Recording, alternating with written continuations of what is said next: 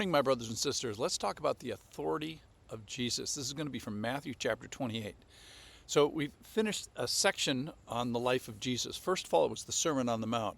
So that's all kind of soft stuff, teaching moral principles about divorce, lust, oaths, what we do with our mouths, anger, the Beatitudes or beautiful living, generosity, prayer, fasting, anxiety.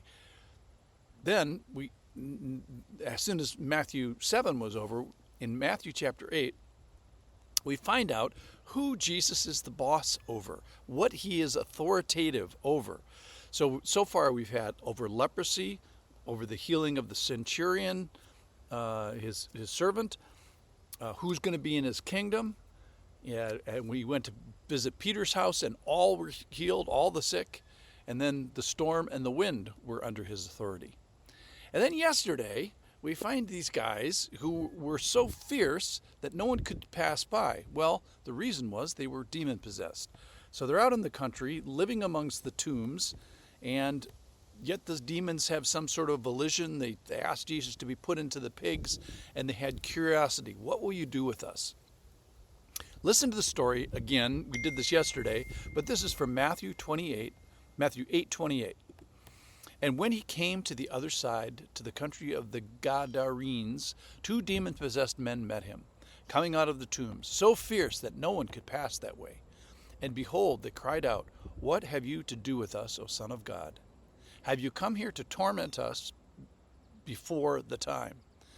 Now a herd of many pigs, turns out about 2,000, says another gospel, was feeding at some distance from them.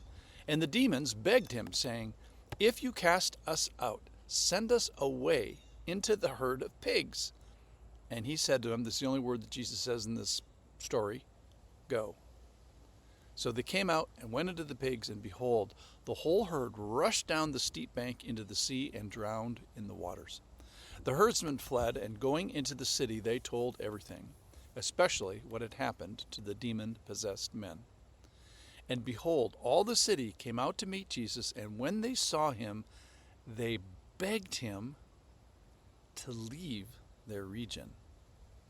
So the herdsmen flee, they're freaked out. They go into the city, and they tell everything, especially, it says, what happened to the demon-possessed men. Now, this was an economic loss. There's no question about it. In today's dollars, maybe $1 million goes into the sea. Maybe even up to $2 million.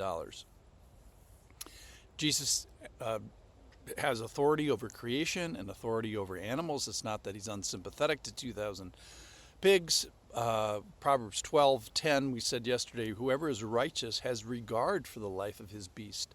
So certainly Jesus cared about 2,000 pigs, but he really cared about 2 men who were demon-possessed. So Jesus demonstrates what he does to the pigs, and of interest, we don't find out what happened to the disposition of the dispossessed of the demons. So the 2 guys get demon free, but we don't find out what happens to them. The text is silent. But what is the disposition of those who watched Jesus dispossess the demons? So what happened to the demon possessed? They became demon dispossessed. That's all we know. But what about the herdsmen? So they're shocked probably by the $1 million. Their pigs go into the sea. And then they flee, they go into the city and probably tell them about the economic loss, but also it says they tell them everything. So about the demon getting kicked out of these people. Now, you remember the centurion. He was credited for his faith. And what is faith? Faith is trusting in the person of God before you see it, before the promises of God are seen. So let's summarize this story. These guys saw the promises of God. They saw the authority of Jesus. They saw that Jesus had power over demons. He had power over evil. A single word comes out of his mouth, go, and they go. So they see that Jesus has absolute authority over the forces of evil in a very practical way. And people are way more valuable than pigs, but they had an opportunity to see the rule and the power and the reign of Jesus. They didn't have to have faith in it. They saw it. And their response was to get Jesus to leave, not to turn him into their Lord, but to get him to leave. So Jesus says you're worth more than $1 million or $2 million worth of pigs, but they don't see it, even though they do actually see it.